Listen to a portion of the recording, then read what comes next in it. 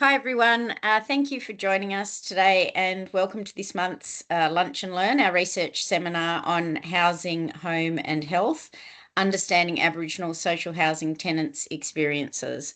I'm Jess Stewart, I'm the Executive Director of Family and Community Services, Insights Analysis and Research, also known as FACSIAR, in the New South Wales Department of Communities and Justice. Unfortunately, due to a technical issue, Dr. Jacek Anderst's presentation was not recorded during the original webinar. Sincere apologies to you. Given the importance of this research, Dr. Anderst has very kindly agreed to re-record the presentation so it's available for viewing. In this video, you'll see their presentation followed by the panel discussion, which was recorded on the original event date. So before we begin, I would like to acknowledge that wherever we are joining the webinar from across New South Wales or further, we are living and working on Aboriginal land that was never ceded. I would like to personally acknowledge the Bidjigal and Gadigal people, who are the owners and First Nations people of the area where I have the privilege of joining from today. I'd like to pay my respects to elders past and present and extend that respect to our Aboriginal colleagues joining us today. I'd also like to warmly welcome all of you, our webinar participants. For this month's Lunch and Learn, we have had a fantastic response with more than 750 people registered, which really just demonstrates the interest and importance of this topic. So today's Lunch and Learn webinar will focus on how best to support Aboriginal people who are social housing tenants in terms of their housing needs. Housing is a really critical social and cultural determinant of health, and it's critical that Aboriginal people live in good quality, stable housing that facilitates connection to country, spirituality, and is close to family, community, and culturally safe services. So we'll firstly begin by hearing from Jacek Anderst from the Gunnu-maana Aboriginal and Torres Strait Islander Health Program at the George Institute for Global Health at UNSW, who will share their findings from the Housing, Home and Health Study. Following Dr. Anderst's presentation, we'll hear from a fantastic panel of experts who will share their perspective on the research and discuss ways to better support Aboriginal communities and their housing needs. As I mentioned, this session is recorded and we will post it to our FACSIAR webpage. So if you've registered for the webinar, you'll receive an email with the link when it's ready. So let's get started. So Jacek Anderst is a research fellow in the Gunnu-maana Aboriginal and Torres Strait Islander Health Program. As I mentioned, their recently completed PhD research was guided by Dharawal and Bidjigal community members and focused on understanding the meaning of home and housing priorities of Aboriginal and Torres Strait Islander people living in public and community housing in Sydney. We also have Auntie Lola Ryan joining us today. Lola Ryan is a Dharawal elder from the Perouse Aboriginal community on the shores of Botany Bay. She's dedicated 20 years of service as an Aboriginal health worker for the Child and Family Health Team, Community and Population Health in South East Sydney Local Health District. Her leadership, knowledge and priorities have been central to housing and health research projects, supporting Aboriginal families in southeastern Sydney since 2018. She is mother of 3 children and grandmother to 3 grandchildren. Rhianna Russell is a proud Palawa and Darug woman and a senior project officer with Homes New South Wales Aboriginal Strategy Team. Rhianna has worked with the department for 13 years, primarily in frontline housing services throughout Sydney and southeastern Sydney. Rhianna is passionate about embedding cultural safety in housing programs and ensuring Aboriginal voices guide policy and service delivery. We also have Georgina Clear. Georgina has worked across the not-for-profit, tertiary education and public sectors, joining the New South Wales Aboriginal Housing Office in 2018 in an evaluation-focused role within the research and analysis team. With a background in anthropology, political economy, policy and social research, she now leads a multidisciplinary research team at the AHO. Her team operates in the shared space between Aboriginal ways of knowing and doing and Western research approaches, centering Aboriginal voices to support self-determination. Also joining us today is Natalie Clark.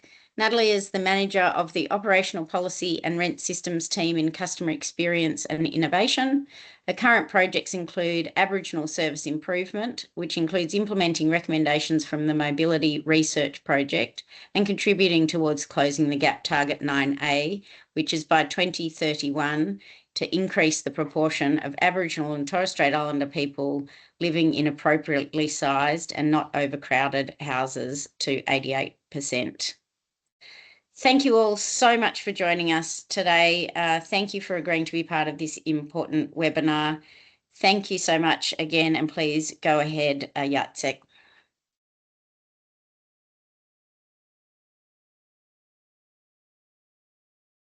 To take control. I've forgotten how to. I can navigate forward this way, I think. Hello, good afternoon. My name is Jacek Anderst. Thank you so much, Jess, for the introductions. It is a real privilege to be presenting today on today's Lunch and Learn session on my PhD, Housing, Home and Health. Ani Lola and I are joining from the Bidjigal, Gadigal, Dharawal and Bidjigal, land of the Bidjigal peoples, and I'd like to pay respects to elders past and present. And it's also really special because land that we're joining from today, and Ani Lola will be in the panel discussion later, is the lands where this research took place, and particularly La Perouse and surrounds. And I acknowledge the continuous cultural, spiritual, social and emotional connection that Aboriginal people have to this beautiful country. I'd like to say just a shout out to any Aboriginal people from the La Perouse Aboriginal community who are able to join today as well. Welcome any other Aboriginal and Torres Strait Islander people who are joining as well. This was and always will be the land of First Peoples and sovereignty never ceded. In today's presentation, I will be beginning by positioning myself and Aboriginal community members who guided the study. And it's so great that Ani Lola, a Dharawal elder, could join us today in the panel discussion. And she was really key in guiding the study. I'll then provide some brief context, information about the study aims, the project's Aboriginal and Torres Strait Islander governance structure and Indigenous data governance and data sovereignty before diving into the research findings and offering some recommendations. So first of all, who are we? And I say we because while this study was my PhD, the project was done in a relational and collective way with Aboriginal and Torres Strait Islander people at the centre guiding the process, and Ani Lola was central to that guidance. I'm a non-Aboriginal person, a researcher. For the last 7 years, I've been working in this area around social determinants of health and particularly housing in Southeast Sydney and connecting with the La Perouse community. I'm a first-generation migrant from Poland, hence my name Jacek, and I'm also a queer, non-binary trans person. I'm also a private renter in my late 30s. I share these parts of myself because it is really important in this work standpoint is what drives a lot of the ways that we work. And especially working in Aboriginal and Torres Strait Islander health research, we bring ourselves and our positionality to the work. It shapes everything that we do, how we think and the knowledges that we produce. So rewinding to 7 years ago, I was really fortunate to work as a researcher on a project called Healthy Housing to help understand interagency communications between social housing, social services and healthcare. And from that project stemmed some really great relationships between myself and Ani Lola, our traditional owner, Bidjigal traditional owner Lee Timbury, Aboriginal health workers Melinda Moore, Arnie Bev Davison and Arnie Charmaine Moran. And after that project finished, we discussed the potential for a new project, which became my PhD, where we really sought to, oh, here it is, take control. Sorry about that. Where we really sought to understand the meanings of home and housing priorities and lived experiences of Aboriginal people living in the mainstream social housing system. And this study was really centred around La Perouse and in Southeast Sydney, which has been and continues to be impacted by colonisation. Just for a bit of context, in the late 1800s, La Perouse was the site of one of New South Wales' first Aboriginal missions and reserves, which deliberately segregated Aboriginal people from white people in the settler colony of Sydney. Many Aboriginal people from around Sydney were forcibly moved to this mission, and this became a discrete Aboriginal community with people with traditional spiritual ties to country and people from other different parts of Sydney all living there. Today, La Perouse is home to the well-respected La Perouse Aboriginal Land Council and a very strong community that is reinvigorating the local Dharawal language and culture. And there's some really excellent programs, the Gamay Rangers, Caring for Country, there's the Gajaga Childcare Centre, the La Perouse Aboriginal Health Centre, and also social and emotional wellbeing programs, Strengthening Our Mob, among many other things that are going on. But while community is strong, colonisation does continue, unfortunately, to have a detrimental impact on the lives of Aboriginal people. Locked out of the private rental market because of racism and skyrocketing rents, and with limited intergenerational wealth because of dispossession, social housing is one of the only housing options for many Aboriginal and Torres Strait Islander people, not just here in Southeast Sydney, but also across Australia. So many people listening today will be very familiar with social housing as a stable form of tenure designed to provide housing for those on low incomes and capping rents at 25 to 30%. And this form of housing is really relied upon by many Aboriginal and Torres Strait Islander people. But for many years, researchers and Aboriginal health workers have been hearing from Aboriginal community members that the social housing system is really complex, it's difficult to navigate, and the housing conditions can really cause a lot of health and wellbeing issues because of poorly maintained and ageing properties. And this is where the PhD study comes in. And so we'd heard in the Healthy Housing Study about the issues that poor housing can directly impact health and wellbeing. And we focused the PhD on understanding meanings of home and housing priorities of Aboriginal people living in public and community housing. We also had an additional aim to develop a set of housing information resources to provide that direct, tangible benefit to the community.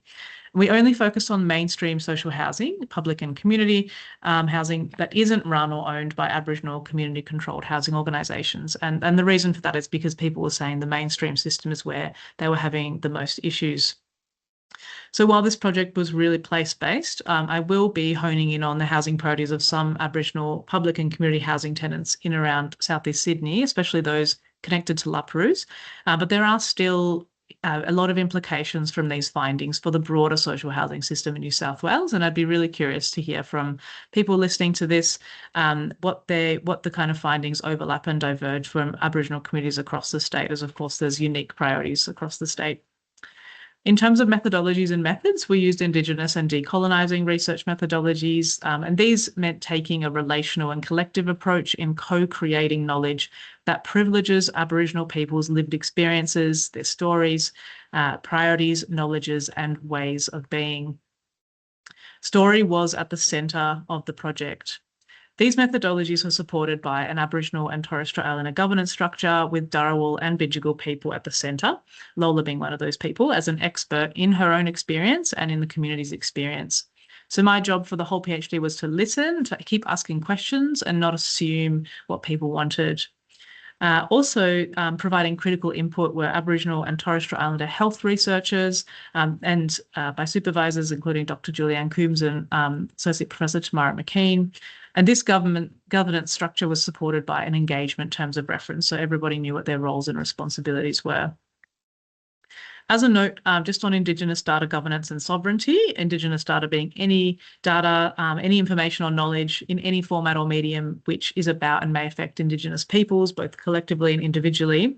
Given this project obviously used data from the voices of Indigenous people, it was critical that the data managed and owned by the appropriate people. And Ani Lola and I discussed data sovereignty needs with the La Perouse Aboriginal Community Alliance and Land Council and with other people in the community who were directly impacted by it. And we were really led by them in how data was collected, stored and managed over time.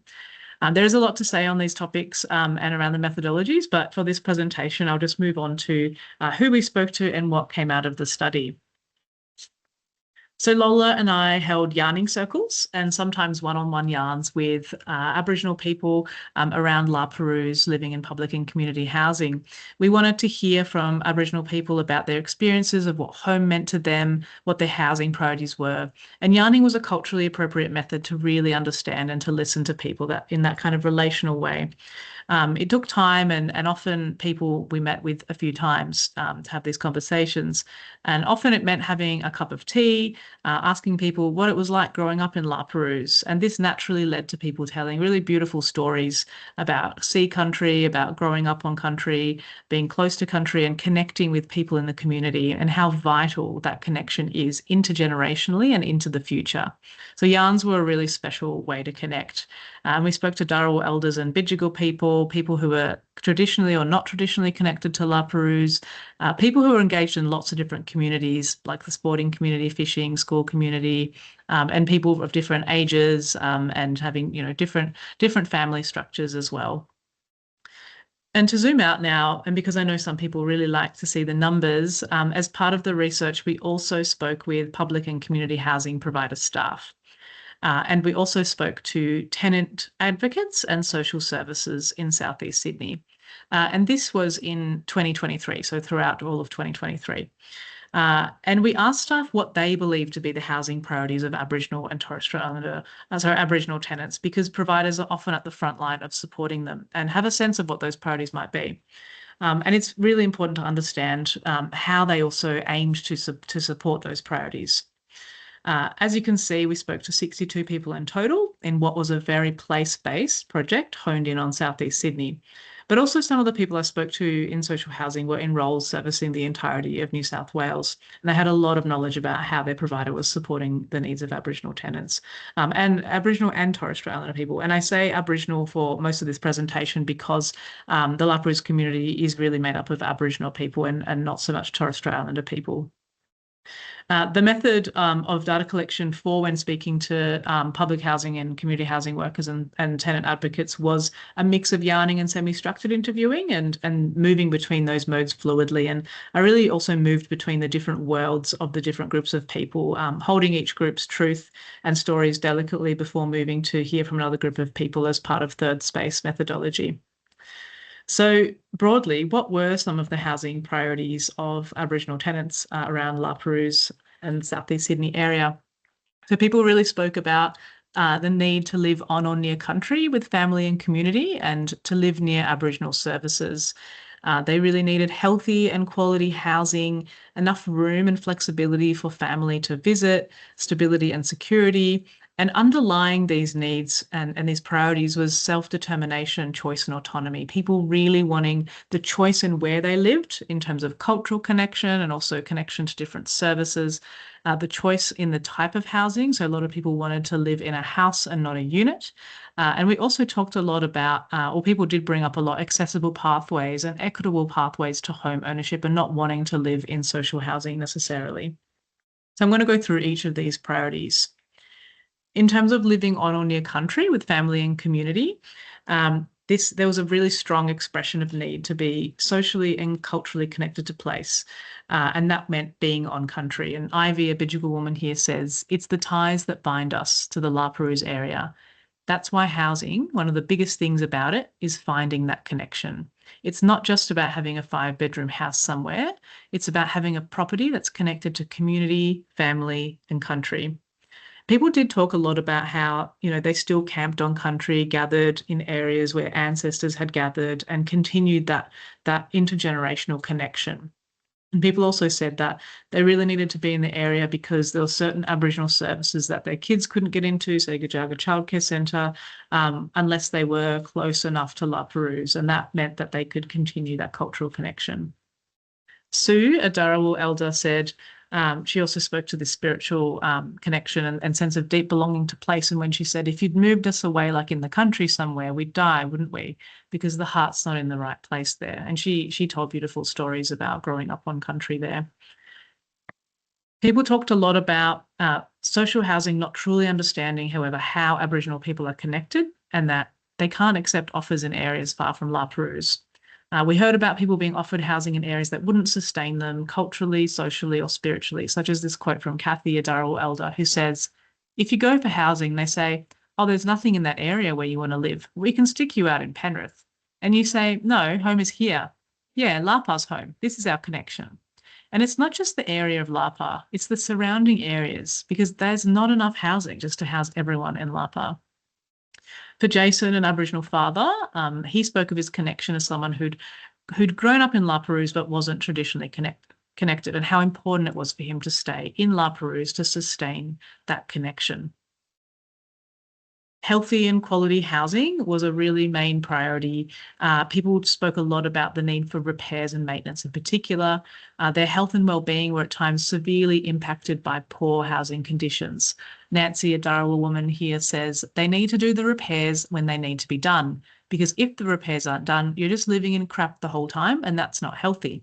And that's when you end up with all the sickness. People did talk a lot about a lot of respiratory illnesses and other illnesses that people were getting from living in poor housing, and also mental health and social and emotional well-being impacted by poor housing over time. When people felt depressed, that their maintenance request was ignored, or the contractor who said they were going to come didn't actually come, or they came but they didn't actually fix the problem, and intergenerationally the impact that was having on people, where they essentially at times just gave up on even requesting repairs.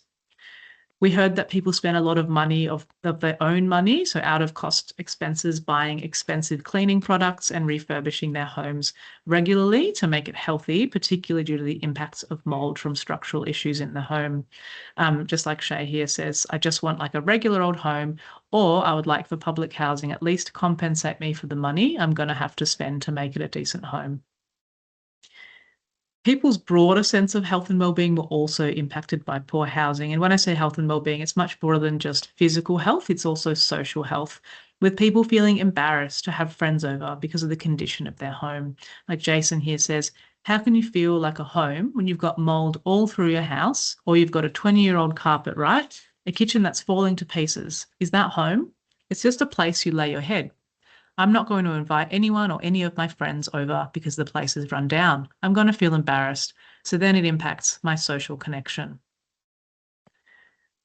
We heard how important it is for people to have enough room to have family, especially extended family, come and stay, and not feel on edge if someone's staying for a few weeks.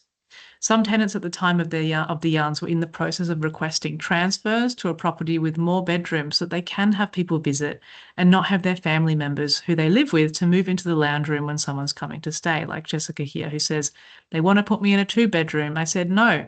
I said, because I got my grandma and granddaughter staying with me. I said, when I got visitors, she shouldn't have to move out of her room, you know. Stability and security was another key priority. Tenants saying they felt at home when they feel secure and their housing is stable. And this was security in terms of ensuring it's safe from intruders or people outside the home, but also stable in terms of longevity, affordability, and being able to build a sense of connection and belonging over time, and having your kids grow up in that area. Some tenants linked the lengthy maintenance process as a source of instability and precarity. For example, Ilana here in this second quote says, so you want stability, and being stuck with the process of even just maintenance, that's not stable enough. And there she was talking a lot about, when contractors don't come, or you have to, people really struggling to just get those maintenance requests done. So we came to understand these housing priorities through many hours, having cups of tea, spending time with people, really listening to what's important to them. And there's a clear overlap here between meanings of home and the housing priorities laid out here. Connection to country, family, community, spirituality, culture, and a safe, secure, stable, and healthy home. Interestingly, even though the study was designed as a strengths-based study, we're asking people about their priorities, tenants did speak at length about the issues. People were doing everything within their power to create safe, healthy homes for their families and their relatives to support well-being, and finding that when they attempted to, there were often lots of barriers in the process. So in this second half of the presentation, I'm going to talk through how on paper, some social housing policies support the priorities of Aboriginal people, but in practice, tenants don't systematically and consistently experience their priorities being met. This impacts tenants' trust in the social housing system, which has a negative flow-on effect in terms of disengagement and people not asking for what they actually need. So while I'm going to show a few housing policies from Homes New South Wales, community housing policies are very similar and often take a leaf out of Homes New South Wales book when devising policies. In terms of the need to live on country, Homes has a locational needs policy where people can request to live in an area of affinity where they've demonstrated that they've got a kinship group residing in that area, or they're traditionally connected there in terms of that's their homeland of their tribe. This policy is excellent in that it shows respect for Aboriginal people's need to live where they're culturally connected. It's great that it exists, and honestly, hats off to the people who devised it. While the policy does exist and it's great, we found in the research that tenants feel pressured to accept housing out of areas of connection. Housing staff revert to the rationale of there's no stock, and particularly the lack of stock in the eastern suburbs and larger properties. Instead, as is evident in this quote, we're seeing more smaller units, 1 and 2 bedroom units being built over multi-bedroom properties. And this was confirmed by several public housing staff. So in this quote by Annie, an Aboriginal woman who works in public housing, she said, "What I'm finding is they're building a lot of 1 and 2 bedrooms because of the aging population," they say, "but they're getting rid of the 4 and 5 bedrooms, especially in this area." And I'm not sure about other areas, but we used to have a lot of 4 bedrooms, and that's in the eastern suburbs. Now we don't have that many, and that's very frustrating when you've got a family of 6 or 7 and they want to live here. So the housing sector, the social housing sector as a whole, is really moving towards catering to this aging population. And as far as I'm aware, there's no clear plan or strategy that I've seen that builds culturally appropriate housing that's multi-bedroom, larger properties in areas of connection for Aboriginal people in the eastern suburbs. But when it came to speaking to housing providers, it came through that there's also an understanding that people have around what Aboriginal people need in terms of that connection. Because in the long run, they know that if they house people in areas of connection, it's going to have positive long-term impacts and it's going to sustain the tenancy. So in the following quotes, housing workers talked about the efforts they made to support Aboriginal people connected to La Perouse to stay in the area, but also the fact that it wasn't always possible based on workers' sense. It was also based on whether a worker was aware of that particular sensitivity of needing, for Aboriginal people to be connected to their area. And some workers said that it's not possible because the system was suburb specific. So you can go on the wait list for housing, but you can't be suburb specific. You can only be broader area specific. In terms of having enough room, Homes New South Wales has the Eligibility and Allocations Policy Supplement, which people refer to as the extra bedroom policy, just colloquially. And this is where people can be matched to a property that has 1 more bedroom than the minimum bedroom entitlement for the household, if the clients requested it. Homes has this policy in recognition of the family responsibilities of Aboriginal and or Torres Strait Islander clients, and they can ask for an extra bedroom on their application for housing assistance or any time during that once they're on the housing register. Again, it's really great that this policy exists, but in practice, tenants do not necessarily see this play out. And in fact, they see a disjunct in what housing providers say they understand about Aboriginal people's housing needs and what is being offered. As is evident in this quote, where Danielle, an Aboriginal mother and public housing tenant, says, "So my client officer has been telling me there's no property available, especially in the 5 bedrooms. I'm struggling at the moment and they're saying, oh no, it's not available, can't do it. But on the other hand, they're saying, oh, but we understand Aboriginal people have huge families and we know that the family come down and stay." So this shows, providers do know about people's cultural obligations and needs and how that means that they need more bedrooms, but it's not available. So it does beg the question, and this is what a lot of Aboriginal people that I spoke to were talking about, is why have the policy if it can't be enacted? Why say that there's an understanding of Aboriginal people's needs if appropriate housing can't be offered to those with those needs? Providers understand as individuals, but systematically it's not being followed through. In a different scenario, that of people having visitors, there's a dynamic playing out where housing workers know that it's important for Aboriginal people to have family stay, and they sometimes turn a blind eye if people stay longer than the policy allows. So in this quote, sorry, one second. I've lost it.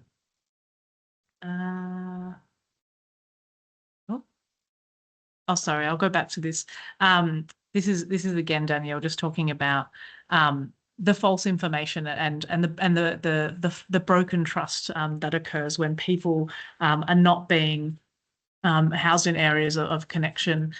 I think I've lost my Lost my slides. Sorry, one second. Providers. Okay.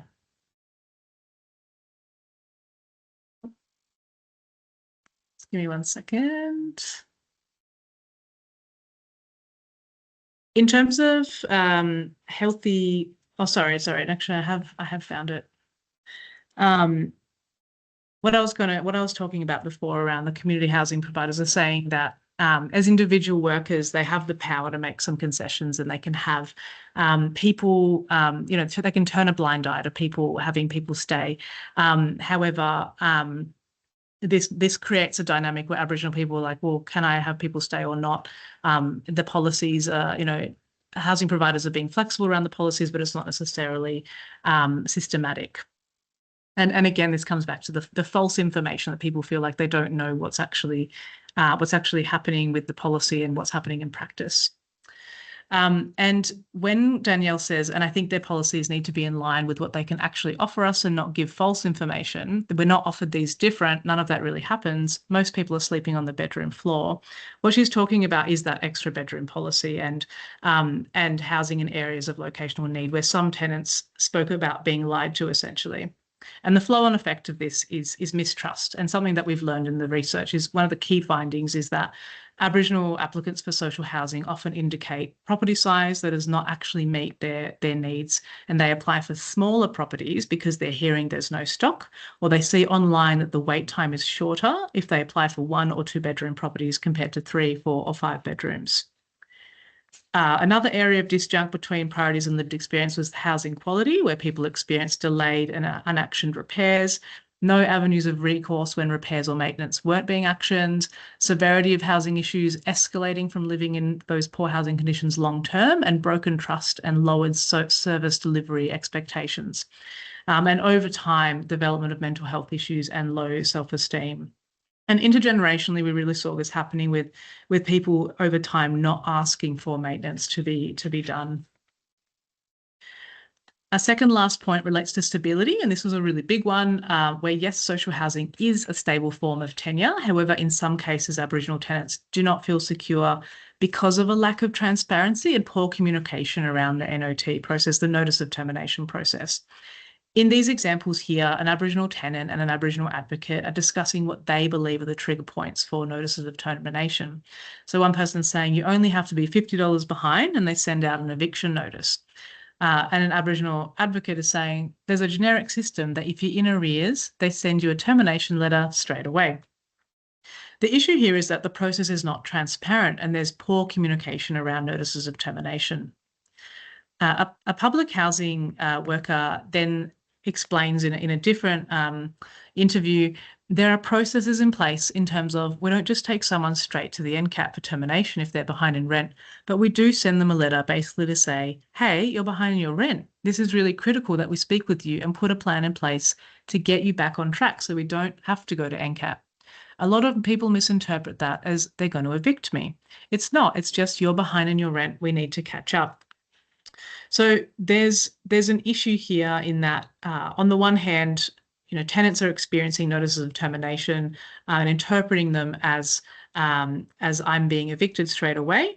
And housing providers, from their perspective, are saying, well, no, it's not that. It's just that we're giving you a bit of a heads up that you're behind in rent and something needs to happen. However, the effect of that is distress and fear. And Nancy, a Dharawal woman here, says, I remember back then I was $7 behind and they said, oh, you're going to lose your home. And the panic, the fear that went through me over $7, it was just like, it was crazy. But now I've grown to, my skin has thickened up. So she's been living in public housing for a while and she now is kind of accustomed to this. However, in some cases, and this is what some tenant advocates were saying, is that the tribunal mechanism, so sending the notice of termination, is part of a process to get people to NCAT to get a repayment plan in place. And they say it's to pull the tenant in and grab their attention and to scare them so they will sign up to the repayment plan. However, this is a really big issue because in some cases, tenants get really afraid and they actually move out of the tenancy. So in one interview with a non-Aboriginal tenant advocate, he said, We had an advocate once who got called by a community housing provider, and the worker was in tears because they had issued a notice of termination on this tenant, who was a couple of weeks behind in rent, and the tenant had had a history of homelessness and a history of poor experience with governments. She got the notice of termination, left, as in she left the property, left the tenancy, and was sleeping in a car. The worker from the community housing provider then had called the tenant advocate and said, is calling the advocate going, where is she? What's happened? And we didn't mean for this to happen. And it's like, but you served the notice. But they don't see that as the same. They don't see the process in full. They see it's not an eviction until we've got their order of vacant possession from the tribunal, and then the tenant leaves in accordance with that. So there's an issue there between a notice of termination being interpreted as an order of vacant possession. However, those things are different. And so, yeah, this is clearly a huge issue, and communications around this do need to change. Lastly, underpinning these priorities was wanting to be respected by housing providers, to speak to an Aboriginal staff member, to have one's cultural needs understood, but finding it really, really difficult, and finding it difficult generally to navigate the social housing system. And so what were some of the recommendations?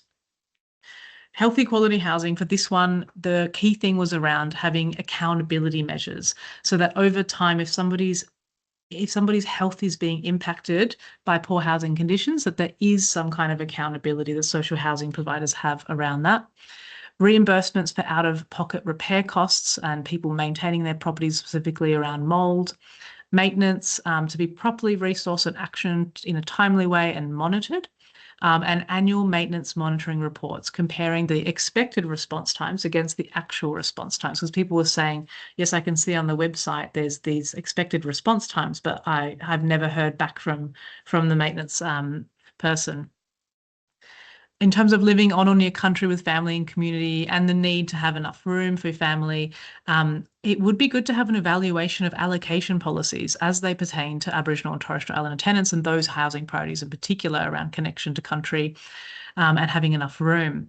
And for there to be improved transparency on those provider policies. So we know, will they actually be actioned? How often do they get actioned and implemented?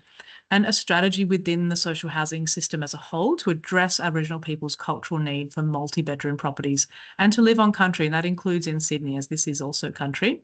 And this came up in the National Housing Conference recently, a National Aboriginal and Torres Strait Islander housing strategy, developed with clear actions and deliverables and responsibilities shared across the housing sector as a whole. That includes government, private and not-for-profit actors as well.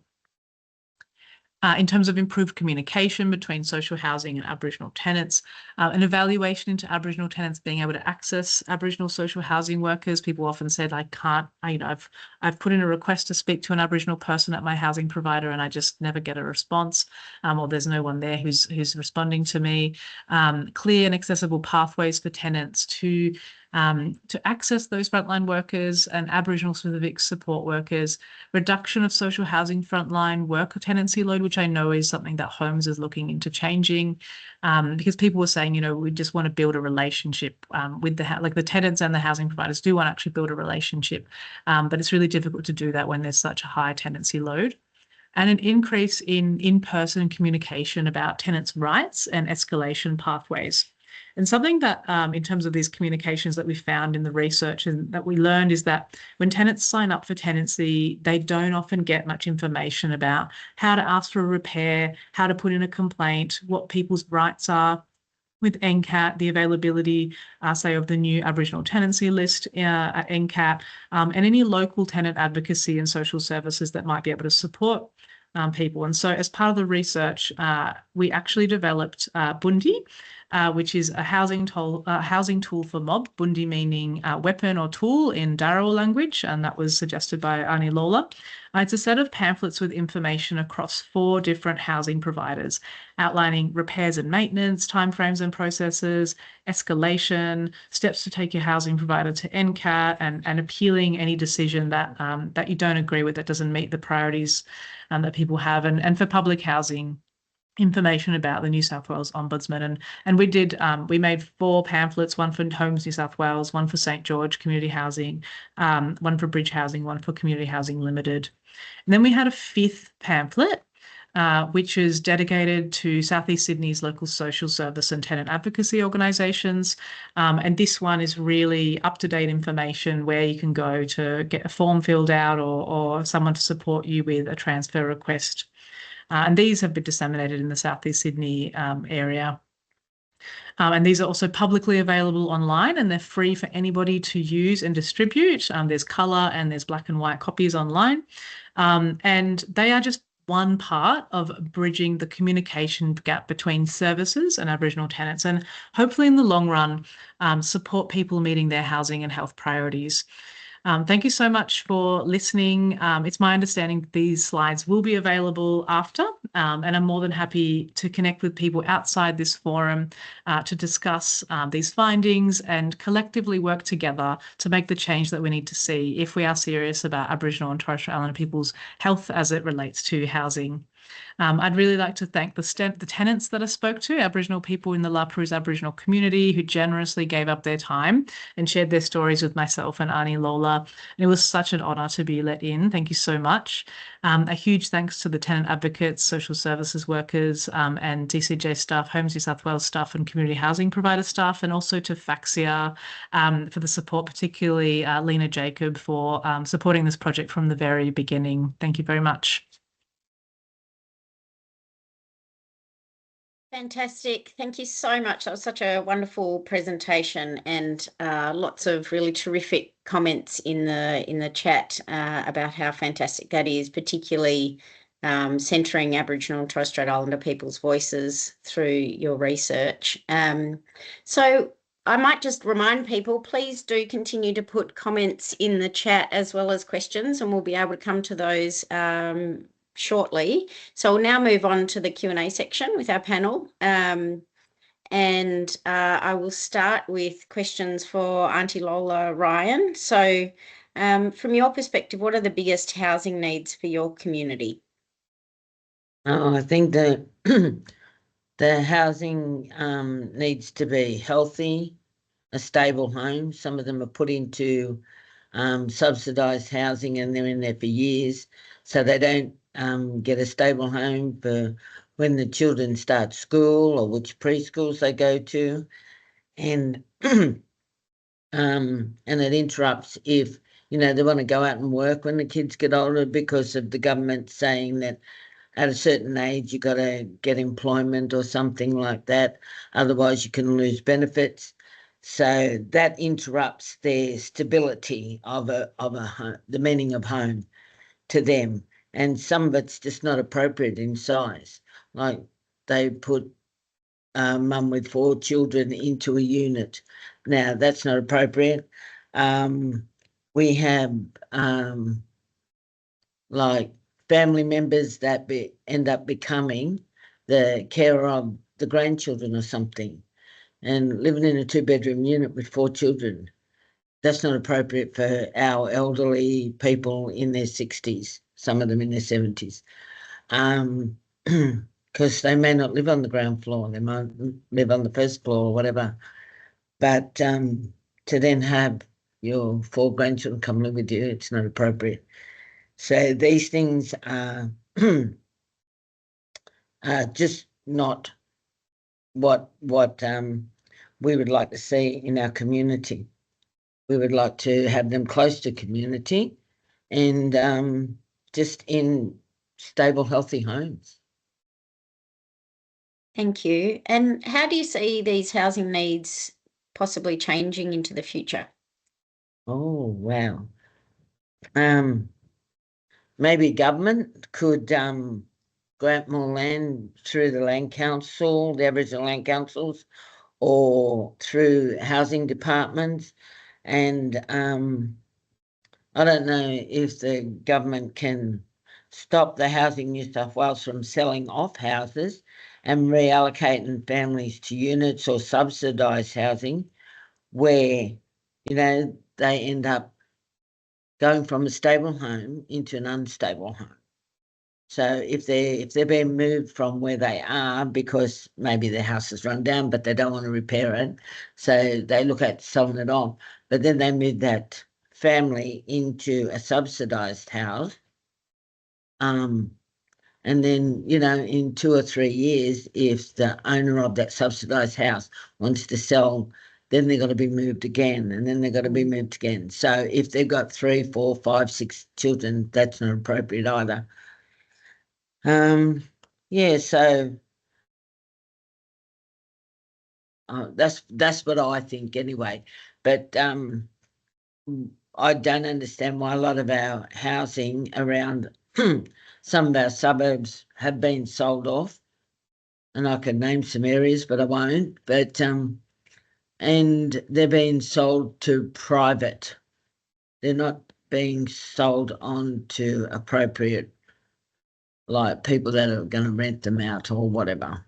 Thank you. And your involvement in the research program of work, what benefits have you seen coming out of research over the years? Well, I think it's a really good thing that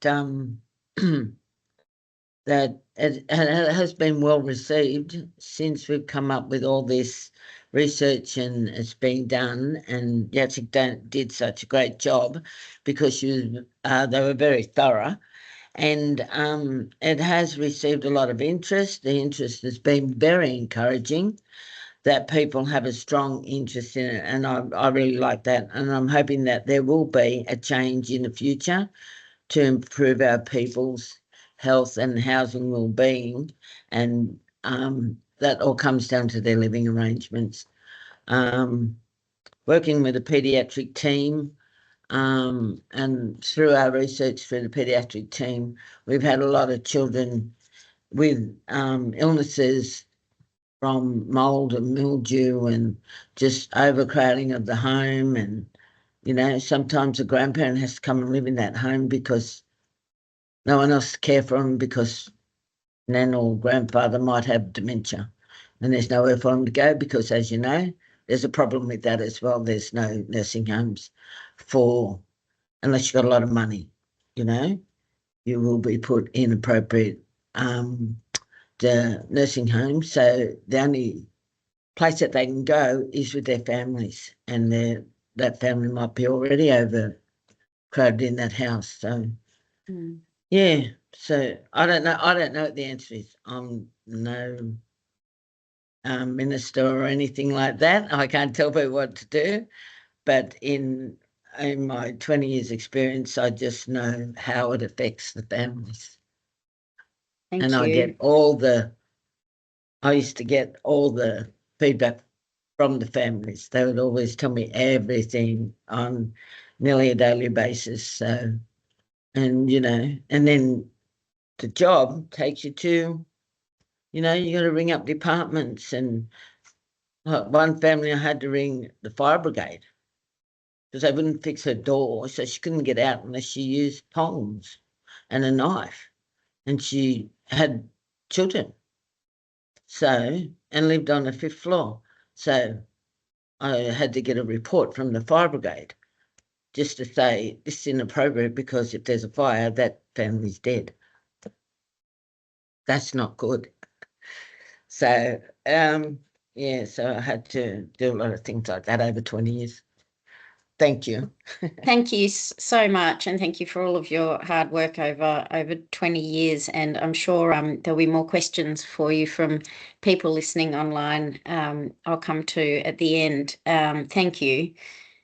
So now I'll move to Rhianna. So Rhianna Russell, if you were happy just to talk about how we can ensure Aboriginal voices guide or inform housing policy and service delivery. Yeah, thanks, Jess. I think one of the main things that homes can do is employing more Aboriginal staff to lead the projects.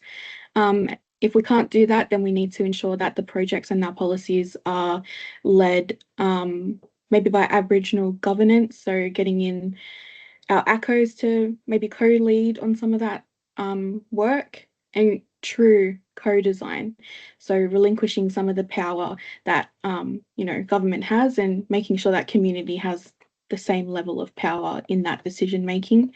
We're designing programs with communities, not for communities. That would be my biggest takeaway for ensuring Aboriginal voices in policy. We need to ensure that our staff are trained on Aboriginal cultural competency and cultural confidence. So go out to your communities, know who your communities are, so you're able to engage confidently with those communities, and respecting their cultural protocols and values as well. But getting out and engaging with your local community and building relationships, knowing who your local services are, who the people that you work for in the community are, and engaging with them appropriately to co-design programs and policy. Don't just assume that because you work for the department that you have all the answers. You don't. Go and work in partnership, true partnership with Aboriginal communities. Thank you. And Jacek, in your presentation, you showed some practical tools and resources, which is fantastic and really important to come out of research that tenants can use. Rhianna, what sort of practical tools or resources can staff use right now? Yeah, one of the biggest tools is our internal Aboriginal staff reference group, so NYARA. If you're working on a policy or a program, or if you're working with Aboriginal tenants and you have a question or you want to consult internally, it's the statewide Aboriginal Housing and Homelessness Reference Group. I've shared the mailbox. You can get in contact with your local representative, so you can come along to Ngara and consult with them. We also have the Aboriginal strategy team in strategy and policy that you can reach out to at any time as well. But if you're working frontline, I would highly recommend that you go and view the Black Vlog series. So it's a series that was a series of vlogs created by the Ngara group about working with Aboriginal people, so including Aboriginal clients and Aboriginal staff, what it looks like to walk in two worlds for Aboriginal staff. Go and register for the Cultural Confidence program, the training. It is an amazing program. Highly recommend you do that. In addition, if you can register for some cultural immersion grants that DCJ have just put out, so that you and your team can go and build relationships with the local community. It's not just about going and doing an activity, but there's funds there available for you and your team to go and engage with the community for building better relationships and how you can work with the services. If you're in a frontline team, you reach out to AHO for their Services Our Way program. That's a great resource as well. And again, just going out into the attending community events. So I know, for example, when I was back in the district, there was always weekly, fortnightly or monthly Aboriginal community hubs where you can go and attend those, go and make connections with the services in the area, go and build connections with the tenants that you work for. Yeah, knowing who the services are in your community and who the people are, so that we have better relationships, so we can work better and ensure that the programs do what they're supposed to do. Terrific. Thank you. Thank you so much. I might move to Georgina now, and if you're happy to talk through what opportunities you see for translating these research findings into practice, and are there recommendations from the research that overlap with current work that you're doing at the Aboriginal Housing Office? Thanks, Jessica. Look, I think one of the powerful things that's come out of this research is the recommendation about trauma-informed communication, and especially around those notices of termination. Because when we're communicating in a trauma-informed way, we're really fostering that safety and trust and empowerment for our First Nations people. And you're also avoiding asking individuals to retell their stories constantly. So we're not re-traumatizing people. We're building relationships, trusting relationships, and providing more active listening, and we're providing non-judgmental responses. So all these things really help us to develop those relationships rather than rushing into the business of doing. So I feel like that's a really important finding that's come out of the research, and something that we can translate into our practice at an individual level and also at an organisational level, with training and understanding trauma, And Dr. Jacek mentioned about the power of reflection as well, understanding our own positionality in our interactions. So I think they were really great findings to sort of surface. In terms of how some of these recommendations and findings overlap with some of the AHO work that's going on. Rihanna touched on the Services Our Way program. So that's a really great program that we run that helps to coordinate and connect Aboriginal people with tailored supports and services. And that's staffed by all Aboriginal staff. So it's a great program. And then we've also got the AHO funded Strengthening Aboriginal Tenancies program, which does help to support tenants if they're having some tenancy management issues. And that also offers a holistic wraparound support system as well. So they're just a couple of things that overlap with some of the findings. And perhaps one other thing to mention is our home ownership program, which is very aspirational, inspirational, trying to get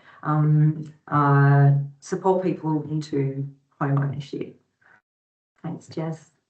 Terrific. Thank you so much. And Natalie, from your operational and customer experience perspective, what are some of the practical tools and services that Aboriginal people can access right now? And what are some of the things that you're also doing to improve the experience of Aboriginal people?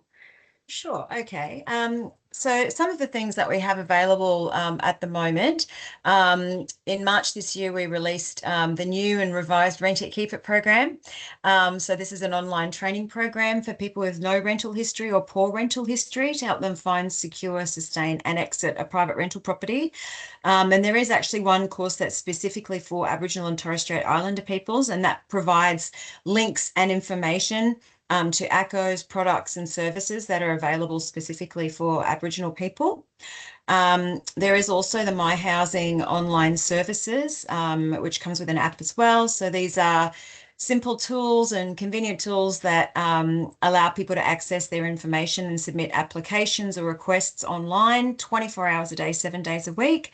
And then there's also the My Housing repairs, where you can raise maintenance requests via the website or the app as well. So there are a few things that we're working on to currently improve the experience for Aboriginal people. I mentioned Rent It, Keep It before. Coming out of the mobility research project that we did, we've got the Best Fit pilot, which aims to reduce under occupancy and overcrowding, and we're piloting that in the Campbelltown allocation zone. So we're working with tenants who have initiated a request to move into a smaller property. So tenants who want to move so that we can free those larger properties up for the larger families, with the focus on Aboriginal households identified in closing the gap data as being overcrowded. So the main barrier to right-sizing, I guess, that portfolio is that we just don't have enough larger or smaller properties available. So I guess the good news is that we can actually use those findings to report those through to help with future asset planning as well. And we're also working with Housing Portfolio to see where we might be able to add secondary dwellings for overcrowded Aboriginal households using modern methods of construction. But that's been a really tricky space. So in addition to needing to meet all of the needs of the household, we can't put young children out in a separate dwelling by themselves. Like, meeting those needs, the property characteristics have been a barrier. So we've got to look at the slope of the land, how low the power lines are, is there's, appropriate vehicle access, sufficient yard space, setback rules, connections to utilities. But we have already identified a couple of properties. So we are on the case. So yeah, we're working very closely with Housing Portfolio there. Some of the other considerations that we're looking at in that work is making sure that people aren't being made offers of alternative housing off country. So making sure that people can stay on country so that they can maintain their connection to the land and to their communities as well. And some people actually want to move back to country. So we're looking at that to see how we can help to facilitate that as well. We've also got the Housing InReach pilot. So we are delivering housing services directly to people in custody with the aim to reduce homelessness and reoffending when a person leaves custody. So that pilot is operating at Dilwinia, Cessnock, and we're about to start at Junee. So at Dilwinia, we're making cross referrals to the Homewood Sisters program, which aims to remove barriers to housing for Aboriginal women leaving custody. So we're attending the Housing Reintegration Expos at Dilwinia and some of the other correctional facilities when they hold them. And then inmates can come and ask questions, get information about housing services and products. And we've also developed housing fact sheets for inmate tablets, including a set of fact sheets about products and services available for Aboriginal people. So we're about to test the implementation of the Rent It Keep It program on those inmate tablets as well. And at the request of the inmates who we consulted with, those fact sheets have been written at a grade 3 reading level as well to sort of take into account the different levels of literacy that people have. Some other recommendations that we're implementing from the Mobility Research Project include we've just started working with Aboriginal Strategy to look at developing communications for our Aboriginal tenants and to help improve outcomes for people experiencing forced mobility. We're working to align our housing services with Corrective Services New South Wales programs and services that they have to support mobility for people leaving custody or who are under community supervision. And I guess an example of one of those services that they have is transferring parole conditions so that people can go back to country as well. And we have also the Family Assist program, which is piloted in Sydney, southeastern Sydney and northern Sydney district and Western New South Wales. So in Western New South Wales, it's targeted at but not limited to Aboriginal families in Dubbo, Narromine and Wellington. And it provides financial assistance for up to 5 years for eligible low-income households. And it's aimed to help birth families who are being supported by a caseworker for restoration or preservation. So reuniting children from out-of-home care or supporting families to prevent entry of children into out-of-home care to find and sustain private rental accommodation. And that's by referral. So they're a few of the things that we're doing in this space. Thank you so much, Natalie, and thank you all so much for your presentations and comments. I know we are a little bit out of time, but there are some really important comments in the chat. And just one question, if I can quickly ask, someone has asked, are there, for First Nations people who are living not on country or far from their country, are initiatives like mobility support, such as subsidised travel, community shuttles, flexible housing models being considered? And is there research that could help strengthen these approaches? We're taking all of that into consideration with our mobility work. They don't know it yet, but we're actually about to start a project where we're going to be reaching out to the people who provide the transport and the public transport to see if we can work with them to try to help with some of those, travel requirements that people have to help support mobility. So that's in the pipeline of work that we're about to start. Thank you. Well, thank you. And can I just ask each of you if you had just one takeaway message that you'd like our participants to walk away with? And I will start with you, Rihanna. Yeah, I would just encourage the promotion of the Bundi tool. If you're in a housing office, go and print that out, hang it up in the office and share it with your staff, services and people that you work with. Thank you, Georgina. Yes, picking up on the trauma-informed communication, I think is key, and just keeping our heads in the space of building trust when we're out there doing our do. Thank you, Natalie. I guess for me, it's just really making sure that we're including, the voice of Aboriginal people in everything that we do, and, making sure that we're developing products and services that people want and not what we think they need. Thank you, Jacek.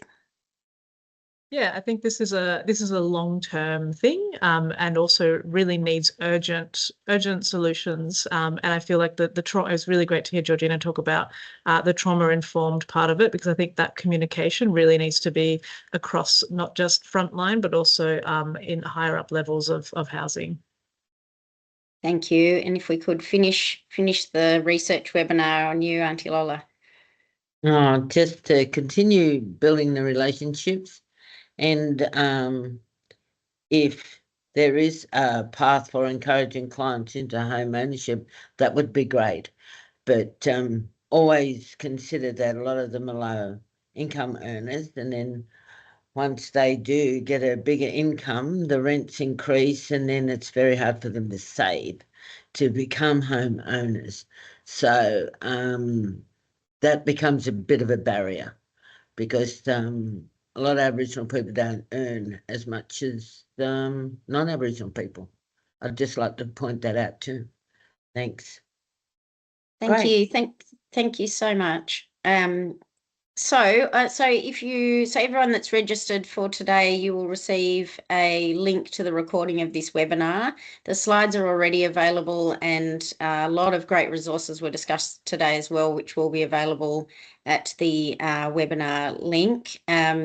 This is our last one for a research webinar for 2025. We'll take a short break and come back in February next year. So please sign up to our subscriber list and stay informed about our upcoming Lunch and Learn research webinars in 2026. Can't believe we're nearly there already. And before we leave, we have a short 5-minute survey that we're just popping in the chat now.